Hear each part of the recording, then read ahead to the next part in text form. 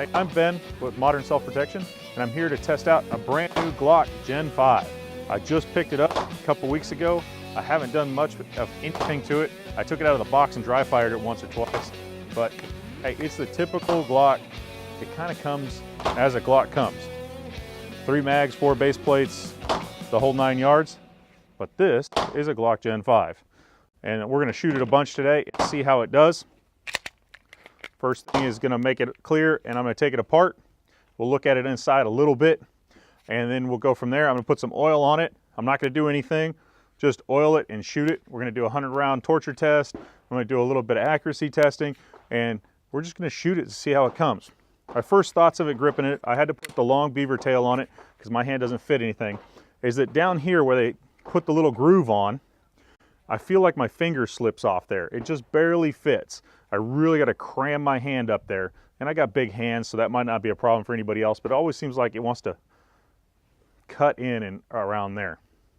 But it comes apart like a normal Glock. Pull the trigger, slide back a little bit, lever down, and ta-da, 2 pieces, right? Inside, you can see that there's only 2 pins. On a normal Glock, you've got 2 pins up front and 1 pin in the back. This one has 1 pin. Kind of wondering if they'll be able to do a 40 or a 45 in this design because of the 1 pin. That's why they went to the 3 pins originally, was that when they went to the 40 and the 45, it just wasn't holding in the frame, so they had to do another pin to hold some of the parts inside. Looking inside, ambidextrous mag release, that's new on both sides, or ambidextrous slide release, that's really the new part in there. And when I look inside, that's really all I see is that redesign, and the spring in there is redesigned for the slide catch. It no longer has a bent slip spring. There's actually a coil spring in there, and everything else almost the same. I thought it would be more like the 42, 43 are inside. I really thought they would just beef up that design and make the Gen 5. But the biggest thing everybody loves is it got rid of the finger grooves. Me included, no more finger grooves. The slide, they did make some alterations here. Inside, they changed the plunger safety. This little doohickey right here, that keeps the striker from going forward unless it's depressed. Then the striker can go forward. If it's not depressed, striker doesn't go forward. Pretty easy. It used to be just a plunger like everybody else had, and you had the little bar. That's what, if you didn't know, that's what this little nub right here is on your trigger. And then it's shaped radically different. When you look at it right there, it's a ramp almost. And the idea was that it would make the trigger better. And it does. Same thing when you have a Series 70 or Series 80 1911. You take that piece out and it looks better. Spring looks the same, probably interchanges. The barrel is supposed to be different. It looks the same. Yeah, the rifling looks a little different. But now you're supposed to be able to shoot the actual lead out there, because now you can use the real rifling instead of the, I forget what they called it, but it was more of a twist than a cut. And then the lead would cause all sorts of problems. Semi-unsafe, semi-not safe. Glock said don't shoot it no matter what. You have a target crown in there, which is nice. And then the slide itself has more of a cut to make it go into the holsters. So I've got trusty break-free CLP. That's going to be our oiling for this one. Real simple. I'm going to do what Glock says. Drop on the slide. Each slide groove there. Drop on the front of the barrel hood. We'll put it on the top where they actually say.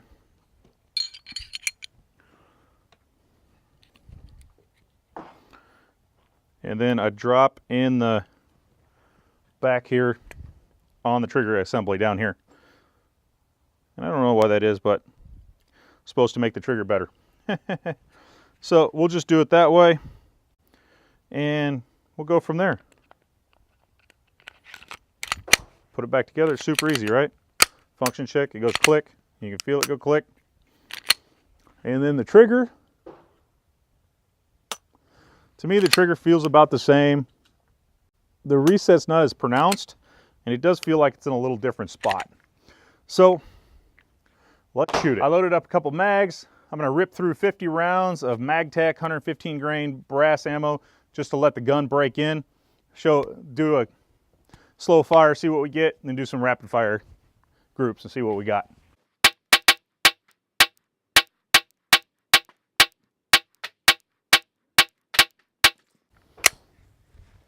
All right, at 5 yards, that's a pretty good group. I'm pretty impressed with the accuracy of this thing already. It's doing a one-hole group at 5 yards without really that much difficulty on my part, and that's straight out of the box, just trying the gun. I don't know if you could see it in the video, but when I was shooting, this 115 grain MagTech ammo really isn't that smoky generally. And I don't know if it's brand new gun or what, but out of the back of the slide, it was almost weird because I saw smoke coming out of the first couple rounds.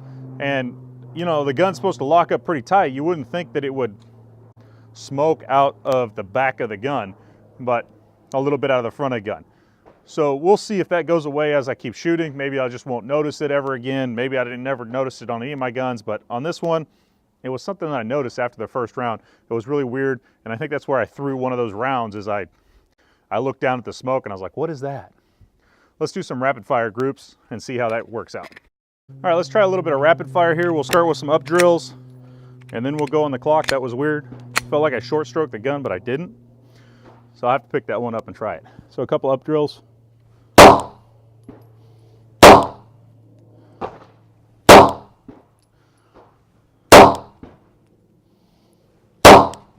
Let's see if I can pull some Mozambiques on the clock, just for fun.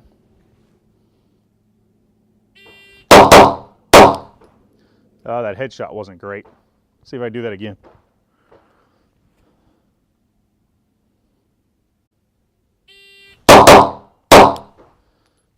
I seem to be pushing everything to the left. Put a little more finger on the trigger. It's a little bit better to the right. One more time. See if I get this one fast. And out of ammo. If I had that last round, it probably would have worked, right? Anyways, my splits are right in there at 1.16. That's where I normally run a gun, so nothing unusual about that. Let's see if I can rip through a mag and see if the gun will keep up with me and see what kind of splits I can get out of a 17 round mag.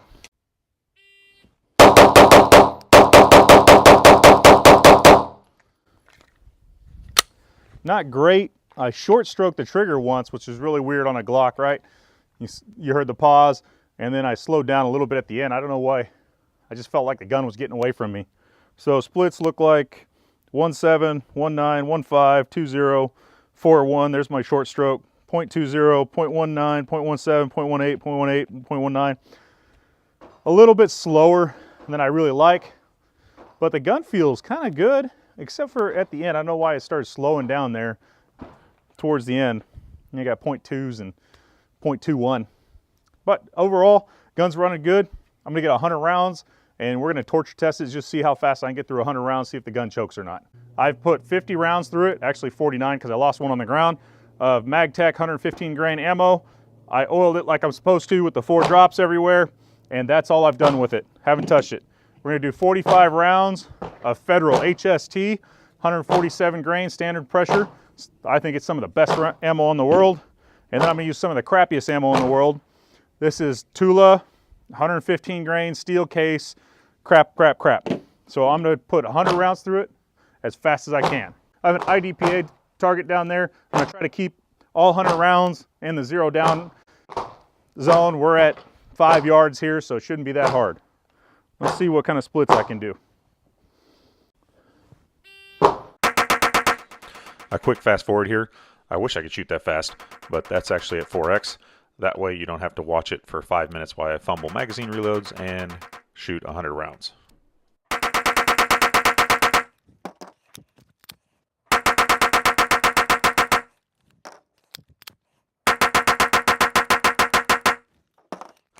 Last mag, 10 rounds.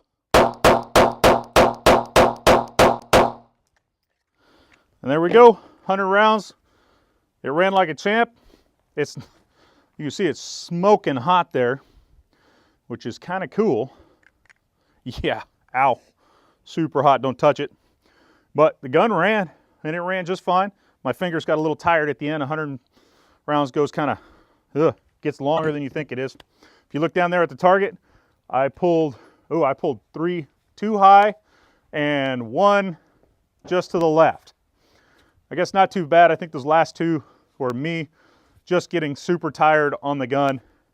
you never know how hard it is to do 100 rounds until you actually do it. This is the first time I've done one of these torture tests. I think I'm gonna start torture testing all the guns. This one ran like a champ. I'm gonna do a dot torture test with a Glock 19 Gen 5. I'm gonna go right off the list and do what it says. Just run a holster. Dot torture test is done without any time. I always print myself an extra one. This is on the target, and then I put this one here because each one of them says what to do. So the first dot, 5 rounds, just draw, slow fire, 5 shots. Let's get to it. There's 5 rounds, just barely, almost one off, but they're all touching, so it's close enough.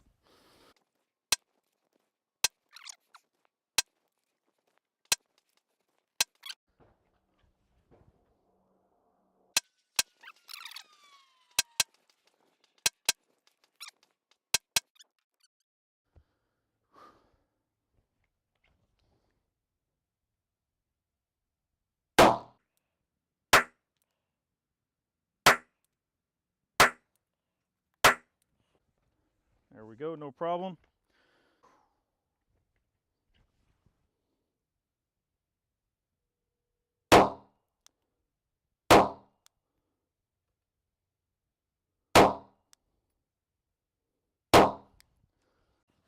That's once, so 4 times here.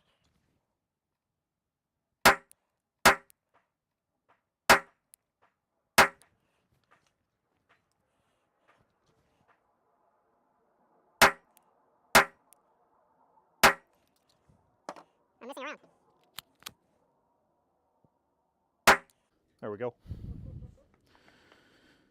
5 shots weak hand only. This is where everybody screws up the dot drill.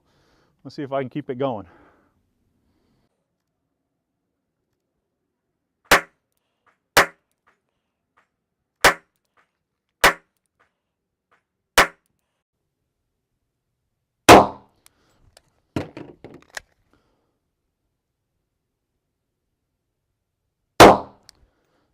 There's once.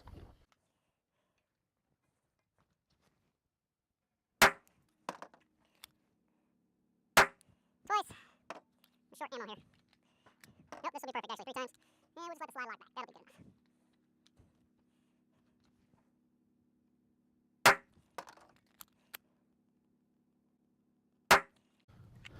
enough. And there we go. 1 dot torture test. I can see that I pulled one out with my left hand, and it was that first round. So shooting this thing, that first round seems like it's a long trigger stroke for me, and I don't know why. It just goes forever, and then the round goes off. Shooting it from reset, I'm shooting tiny little itty bitty groups, everything from reset. It's that first round that I'm really having trouble with. As the test went on, I got better and better with the gun. All right, I'm back with the Glock Wrap-Up, the Gen 5. Good, bad, ugly, different. What's the wrap-up? I'm not going to keep it. And really, after shooting the 200 rounds that you saw me do on the range, my wife shot it, and then I shot it in a class, and I intended to do it a 2-day class for 800 rounds, give or take 800 to 1,000. Turned out to be 400. By the end of day 1, I cried uncle, and I couldn't do it anymore. So this gun, after my wife shot it when you saw me on the range, she actually liked it, and it's going to become hers. So shh, don't tell her I'm using her gun now. You know how that is, right? But it's a good gun, so it can be hers.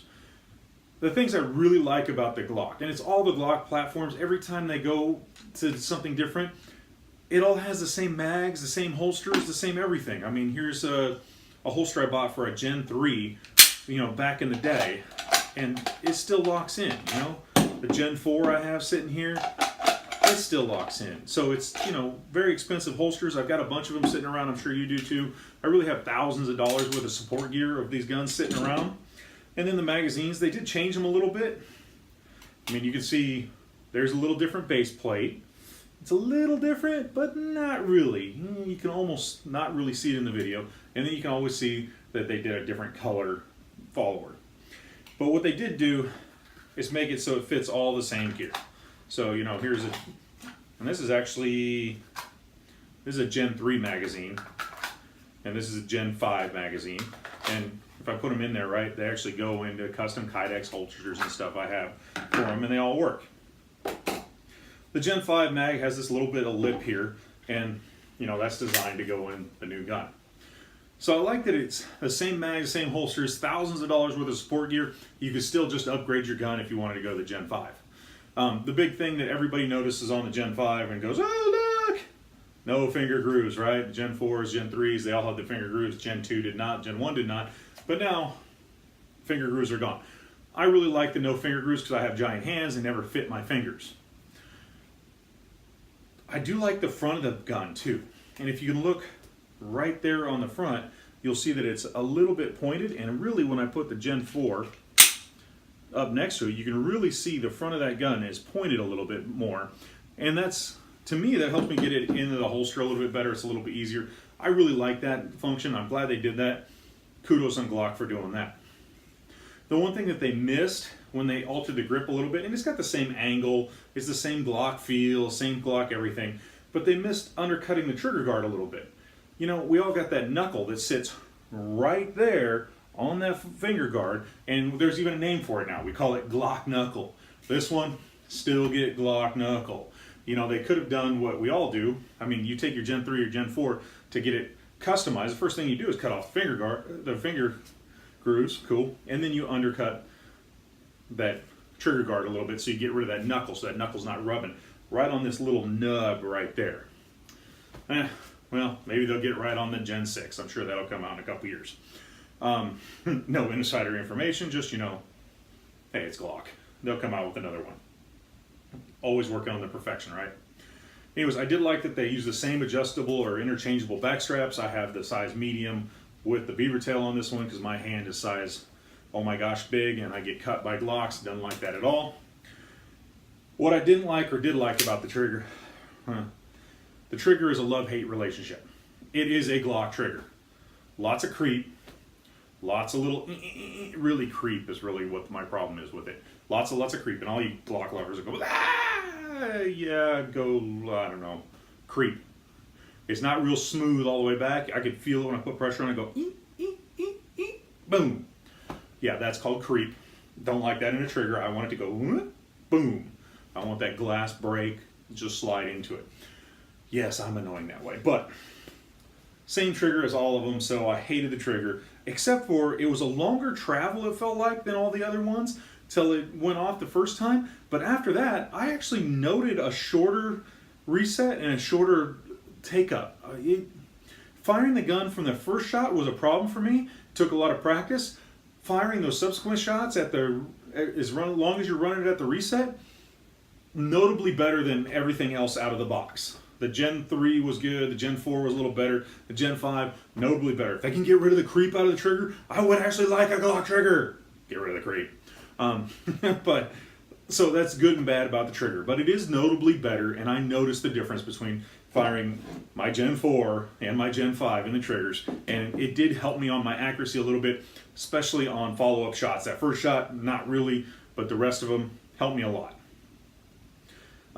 If you like the Gen 5 and the Gen 3s, if you like the other Glocks, you're going to like this one. You know, same weird grip angle, same blocky feel, same everything, same trigger controls. I mean, this one has the ambidextrous mag release. You can see it, or the slide release.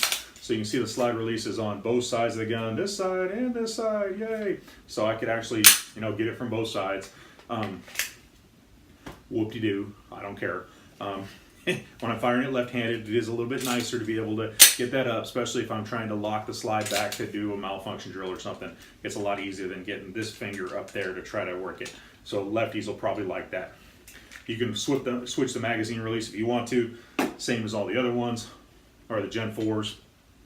Who cares? I never did that, even shooting the gun left-handed. I always use the middle finger, so, you know, that didn't really matter to me. The one thing that really was the point of this gun, the no return for me, is the new notch that they put in the front of there. And if you look, you can see it right there, the cutout on the top right here in the front of the gun. See, there you can really see it. And where my fingers wrap on that is right over the top of that knob. So when I push real hard and get a really good firing grip and I'm going to shoot, I can feel my finger is sitting on this corner, and I can feel this cutout, and I feel this other corner, and it's really sharp and it's hard, and I get another notch right here on my finger shooting it. That's why at the end of 400 rounds, day 1 in the class, I was like, yeah, off with this one. I got my M&P out of the bag because I always carry an extra gun when I go to a class, and happened to be my M&P. So I brought that one and I ended up shooting. And actually, I borrowed the new M&P 2.0 because the instructor, Paul Carlson, my buddy, had it and he let me borrow it. So I had to try the new gun. So I ended up shooting that for the second day, and I really like that gun. But that notch is actually designed for you to be able to pull on the magazine. The magazine gets stuck in there, or during a malfunction, when you get the slide half back and that right around half in, if you on a Glock, if you just push the magazine release and rip that round out or that mag out, most of the time that gun will go into battery, and you just put that magazine back in and start shooting again. And I say mostly, I've heard of it failing. I haven't seen that technique fail yet, and Glock doesn't say that's a technique that we do. No. It just it's the way the gun kind of works, and it's kind of weird when you see it the first time, because when you get a malfunction in there and you rip that mag out, that slide will go forward, and you'll see 1 or 2 rounds drop on the ground out, and they come out of the magazine. But when you put that mag back in, there's always one in the chamber. If you're not sure, you could always just rack it. But that's what that's for, and really it's because on the older guns, the Gen 4s and everything had this big hole back here that everybody wanted to put those custom plugs in, right? Everybody has one. Well, that's what that hole was for, so that if something happened, you could grab up in there and grab that mag and get a good purchase on it. Granted, the Gen 5 with both of those holes, I could probably almost, no, not quite. I'm pulling on it. I thought maybe I could pull it enough not to push the magazine release that I could get that much of a grip on it. But not really, but I can get I get a whole finger here and a thumb back there, and I could really rip that mag out if I had a problem. I know that's the idea. It just didn't work in practice for me at all. Don't like it. It just didn't work. So if I had to carry a Glock again, I'd be going to the Glock 19X or back to a Gen 4 and cutting those finger grooves off, customing up. But I actually really like the Glock 19 the 19X if I had to carry a Glock again. I don't, so I carry the cheapest custom Glock out there, an M&P. Just give me a hard time. So I still have this gun. It's been over a year since it's been in my safe. I still have it because I told you it's my wife's gun. So she actually knows I have it, and I'm playing with it and doing a video on it. But, she shot it when we were out on the range, and I'll put that video after this one, and you'll see it, and she really liked it, and so now it's becoming her gun, and I'm trying to get her to carry it more. She carries little guns right now. Hopefully she'll start carrying the big gun. But, so, I guess if I had to say something about the Glock, in the end, I don't carry it because it doesn't fit my hand. But I would totally bet my wife's life on it. So I don't know if I can give a better thumbs up and thumbs down to a pistol at the same time, because I won't use it personally, but my wife carries it, and I'm totally good with that. It's accurate enough, it's fast enough, it shoots well enough. I got over 600 rounds through this one right here without cleaning it or anything, and it's running fine, and actually the slide feels fine, everything feels fine on the gun. It still looks pretty much, it looks almost brand new out of the box still. Not like my other ones that are all beat up and shiny in the front and different spots because I used them a lot. This one, the new finish and everything seems to be holding up real well. The gun's holding up real well. So it's now my wife's. I got my beautiful wife, Lisa, here. She's going to use the Glock 19-2, brand new. We just did the torture test, so it's still a little warm. She put like 15 rounds in there. 5. Oh, whole 5 rounds. So go ahead, pick up the gun. And now I thought the grip was a little bit short, but on her fingers, there's a lot of room there, so no big deal. Yeah, well, what are you going to do? It fits me perfect. It fits her perfect. This might be her gun, and maybe I won't sell it. You work the slide. What do you think about how hard the slide was to work? It's a lot easier than a lot of your other guns. I think it's easier than your other Glock. It's super hot right now, though, from being in the sun and you shooting 100 rounds through it. All right, we're going to let her shoot 5 rounds and see what you think. Go for it. Rack the slide. No. Oh, yeah.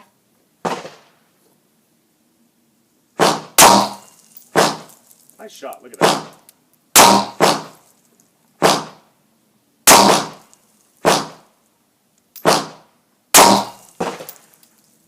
You got one more. Wait. Oh, I have 5? I forgot. Yeah. big on and off switch shows you that it's done. There you go. And that's not a bad group. Look at that. 4 of them in there. Nice. One's There's way that over last there. one that you went, oh yeah, there's one Oh more. yeah. But the other ones are close. The other ones are actually really good. Well, thank you. You're welcome.